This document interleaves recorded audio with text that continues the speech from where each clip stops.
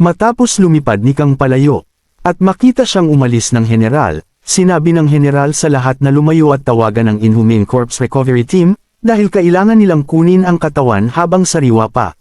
Biglang sinabi ni B sa kanya na ang problema sa mga bala ay hindi ang hugis o timbang. Hindi rin makakatulong ang pagbabago sa komposisyon ng pulbura.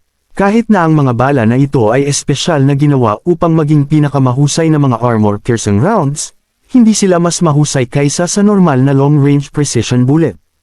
Wala siyang magagawa sa larwang baril na tulad nito, maliban kung makakuha siya ng isang bagay na revolusyonaryo sa bawat posibleng pamantayan.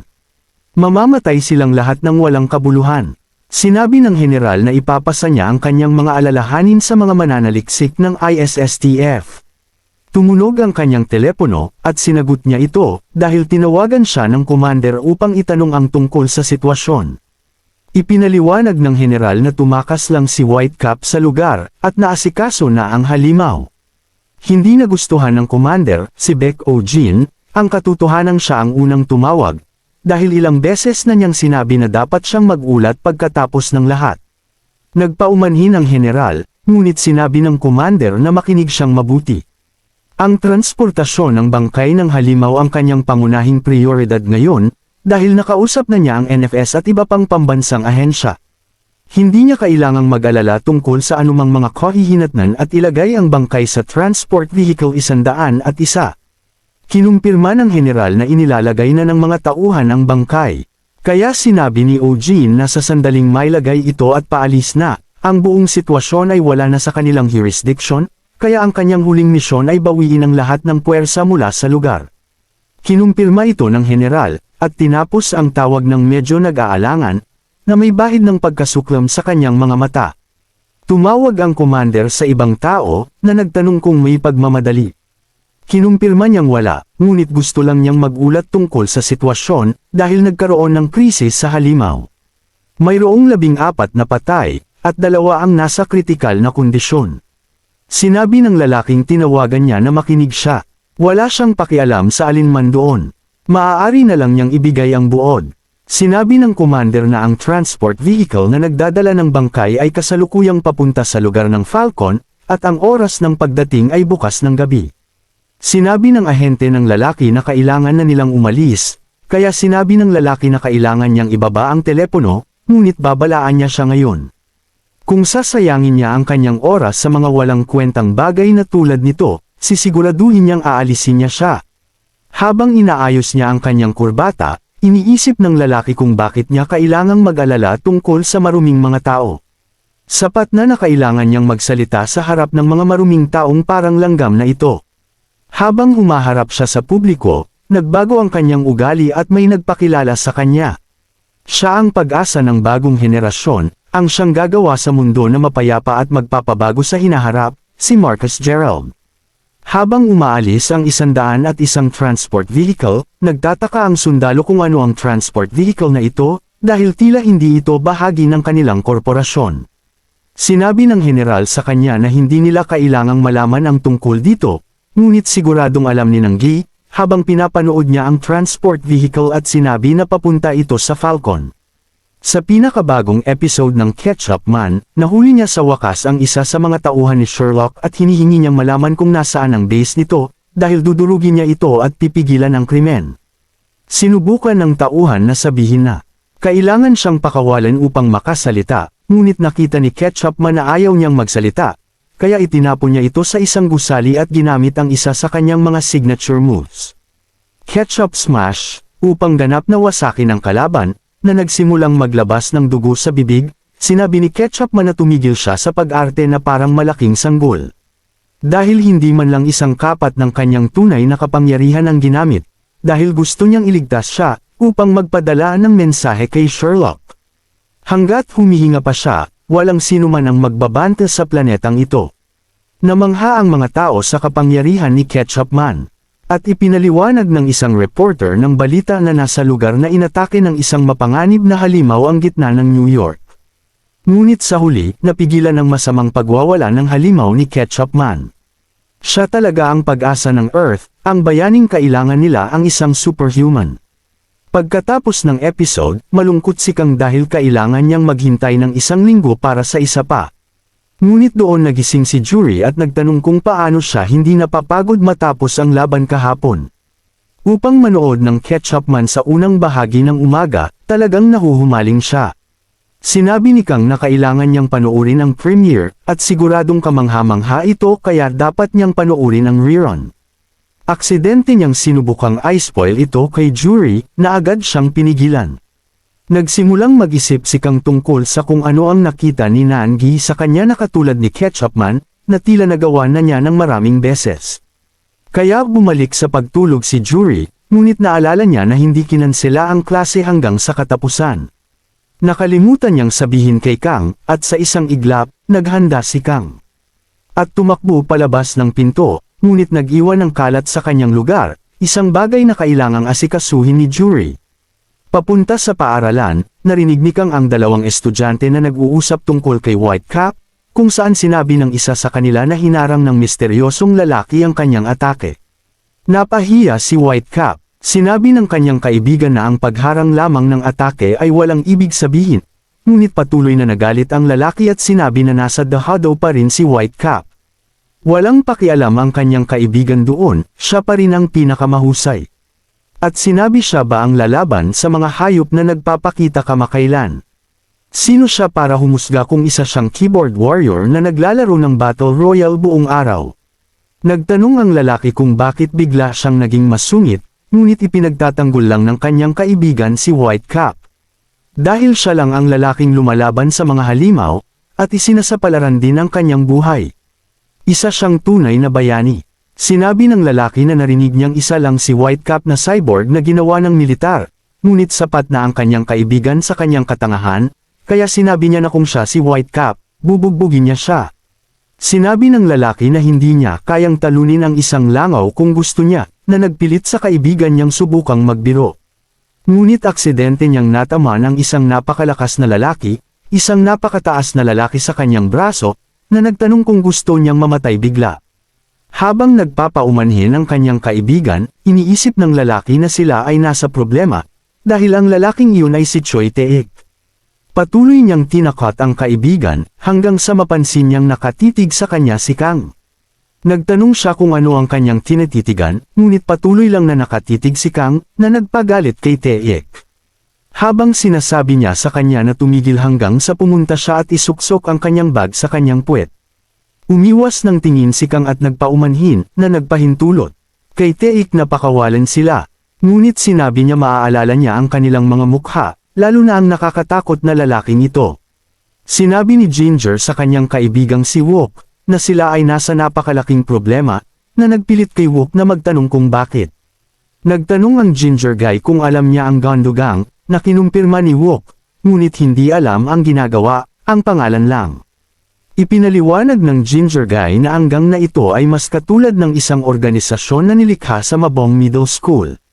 Ito ay isang grupo na ginawa ni Park Gondo sa pamamagitan ng pambubugbog sa lahat ng kilalang magagaling na mandirigma. Ang lahat mula sa grupong iyon ay may hindi bababa sa 10 beses na mas maraming lakas kaysa sa isang ordinaryong lalaki sa high school. At sila ay kilala dahil walang sinuman ang makakatumbas sa kanilang lakas sa Incheon. Narinig din niya na karamihan sa mga miyembro ay nagmula sa Soyeon High. Bagamat bago pa lamang silang paaralan na walang gaanong nakatataas na mga estudyante, para lamang silang mga laruan sa kanila.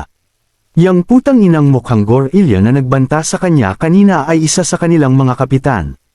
Hindi makapaniwala si Wook kung gaano sila nasa peligro. Sabi ng lalaking kulay Serenguelas na hindi rin nakakatulong ang krisis sa mga halimaw na nagdudulot ng pagsasara ng mga paaralan.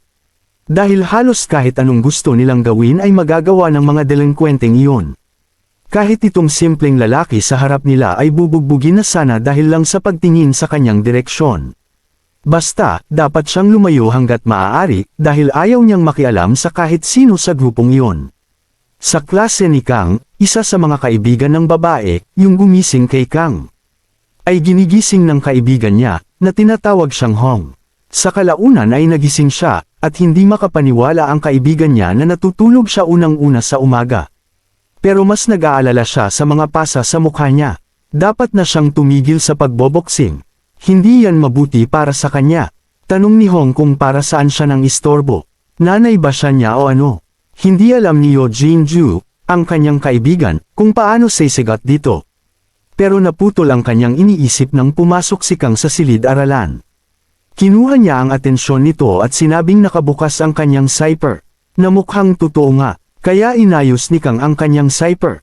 Dito, sinabi ni Jinju na aalis na siya, habang sinabi ni Hong na huwag na siyang babalik. Pero bago umalis, sinabi niya na naamoy niya ang sigarilyo sa kanya. Dapat siyang tumigil sa pakikasama sa mga lalaking iyon. Binalikan siya ni Jinju ng kanyang sariling linya. Nanay ba siya niya o ano? Pero kung titigil siya sa pagboboksing, baka pag-isipan niya ito. Iniisip ni Hong na hindi siya magtatapos ng maayos kung makikasama ang kaibigan niya sa mga lalaking iyon, pero naabala siya ni Kang. Na parang hindi maisara ang kanyang cipher, kaya napangiti siya. Sa gitna ng karagatang Atlantiko, may napansin ang isang mangingisda na kakaiba sa tubig. Isang bagay na patuloy na lumalaki habang umaangat sa ibabaw. 5 minuto ang nakalipas, tinanong ng kapitan ng barko ang kanyang nag-iisang empleyado kung bakit mayroon siyang manikang penguin. Ipinaliwanag niya na kaarawan ng kanyang anak na babae, si Ruby, at dahil mura lang iyon sa daungan, nagpasya siyang bilhin ito. Tinanong ng kapitan kung bakit hindi niya ibinili ang kanyang nag-iisang prinsesa ng isang magandang bagay, tulad ng tunay na manika, hindi penguin. Sabi ng empleyado na ang pangarap nito ay makapunta balang araw sa Antarctica at makita ang mga penguin. Kaya niya ito binili, dahil siguradong magugustuhan niya ito. Tinanong ng kapitan kung makikita niya ba ito ngayon, na kinumpirma ng empleyado.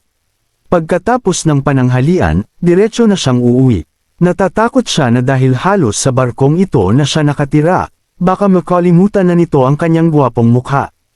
Tumawa ang kapitan at tinanong kung sinabi ba iyon sa kanya, na kinumpirma niya, dahil nakakapagsalita na ito tungkol sa iba't ibang bagay. Napansin ng kapitan na talagang lumaki na ito, ang bilis talaga ng panahon, lalo na kapag pinapanood ang mga batang lumaki. Pero ngayon na iniisip niya, hindi pa pala niya nabibilan ng kanyang anak ng maayos na regalo. Iminungkahi ng empleyado na hindi pa huli ang lahat para bilhan ito ng manika o ano paman. Pero sabi ng kapitan na masyado na itong matanda para doon. Basta, dapat niyang dalhin sa loob ang penguin na iyon. Dahil mangangamoy iyon kapag nabasa. Doon nangyari ang isang maliit na talsak sa tubig na ikinataka ng kapitan. At hindi nga nagkamali, may nagsimulang umahan mula sa tubig, isang bagay na hindi nagpapahiwatig ng anumang. Mabuti, habang kinakalikot ng empleyado ang mga kontrol ng barko, sinabi niya na hindi yun mangangamoy dahil tatanggalin niya ang plastik at kailangan niyang kumilos ng mas mabilis. Dahil itatakwil siya ng kanyang anak kung hindi niya matutupad ang kanilang pangako. Patuloy na umaahon ang bagay mula sa ilalim, hanggang sa lumitaw ang isang malaking asul na kamay at biglang dinurog ang kapitan. Lumabas ang empleyado para tingnan kung ano iyon. At nakita ang isang halimaw na parang isda, na nakasakay na sa barko. Sa Soyun High, ipinaliwanag ng isang guro sa klase na ang mga halimaw ay nagsimula ng lumitaw ng mas madalas kamakailan. At ang pinakahuling pangyayaring ito ang 3 beses na nangyari ito, kaya tumaas ng husto ang takot ng publiko. Sinubukan din niyang gumuhit ng isang karikatura nito, na nagawa naman niya. At ipinaliwanag na sa kasamaang palad, kasalukuyan silang nabubuhay sa isang panahon kung saan lumilitaw ang mga ganitong uri ng mapanganib na bagay. Kaya naman ngayon, magkakaroon sila ng kaunting pag-uusap tungkol sa kanila. Ito si Park Chang-sik, ang guro sa matematika. Napansin niya na ang mga halimaw ay nagsimula ng lumitaw ng mas madalas kamakailan, at ang pinakahuling pangyayaring ito ang 3 beses na nangyari ito, kaya tumaas ng husto ang takot ng publiko. At napansin niya na tuwang-tuwa ang mga estudyante dahil wala silang leksyon ngayon. Pero kahit na ganoon, dapat na siyang magpaliwanag. Ang isang halimaw ay eksakto kung ano ang ipinahihiwatig ng label, isang uri na hindi tao. Ang alam pa lang nila sa ngayon, ay mayroon silang hindi makatutuhanang lakas, at kayang wasakin ang isang truck o tangke sa isang simpleng pagtama. Mayroon din silang husay at tibay para tumakbo sa bilis na 200 kilometro kada oras, o 125 milya kada oras. Sila, sa tunay na kahulugan ng salita, ay mga halimaw na naninila sa mga tao. Maaaring parang hindi makatotohanan ang lahat ng ito. Pero kung sakaling magkaroon sila ng malas na makatagpo ng isang halimaw, o ang malas na makaharap ang isa, mauunawaan nila kung gaano ito katakot. Kamakailan lang ay inanunsyo ng United Nations na sa nakalipas na 5 taon, mayroong 37 kaso ng paglitaw ng mga halimaw na ito. At sa kabuuan, 517 na pagkamatay ang iniugnay sa mga bagay na ito. Sa lahat ng ito, ang Korea ay nagkaroon ng kabuuang 6 na insidente ng halimaw. At sa pinakahuling insidente sa daungan, magiging 7 na ito. Dahil kahapon lang ito nangyari, naiisip niya na ang mga pamilya ng 14 na namatay ay nagluluksa pa rin. Kay lungkot na trahedya, basta, sa 7 insidenteng ito, ang Whitecap Superhuman ay lumitaw sa huling 5, at nalutas ang mga ito. Ang listahan ay ganito: Mokpa, Samchok, Taeyang, Oryudong, at daungan ng Incheon. Walang palya, lumitaw ang Whitecap at dinurog ang halimaw. Sa kakaibang paglitaw ng mga halimaw na ito, dumating din ang kakaibang paglitaw ng superhuman na ito, na nagdulot sa maraming tao na magteorya tungkol sa kanya at sa kanyang mga kapangyarihan. Pero ang bawat teorya ay walang basehan, at kinumpirma ng mga eksperto na siya ay lubos na nababalot ng misteryo at lihim. Ang taong ito ay kasing misteryoso ng mga halimaw, kaya nagsimulang makahanap ng pag-asa ang mga tao sa taong ito. Ang problema, gayunpaman, ay nauugnay sa 2 insidente bago lumitaw ang Whitecap. Ang una ay tungkol sa insidenteng nagpatunay na talagang umiiral ang mga halimaw na ito. Ang insidente sa Pohang na nangyari noong 2015. 15 katao ang namatay noong araw na iyon. Pero kabilang sa kanila ang bangkay ng halimaw na mukhang pinatay ng isang tao. Isang bagay na hindi pa nila alam hanggang ngayon. Ang sumunod ay noong Enero. At halos parang orasan. Nangyari ito 1 taon pagkatapos ng insidente noong 2015. 75 katao ang namatay at daan-daan ang nasugatan, na nagbigay dito ng titulong trahedyang insidente sa Gangneung, na marami ang piniling huwag ng pag-usapan. Mula sa insidenteng ito, nakakuha sila ng datos tungkol sa unang halimaw na nananatiling hindi natatalo.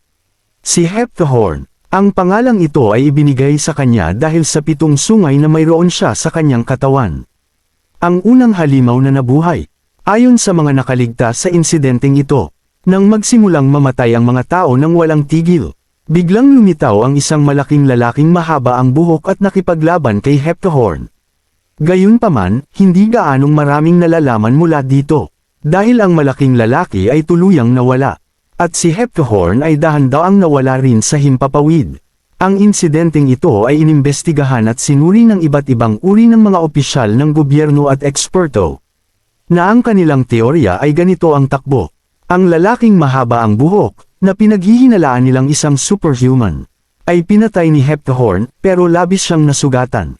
Kaya ngayon ay nagtatago si Heptahorn at matiyag ang naghihintay na bumalik.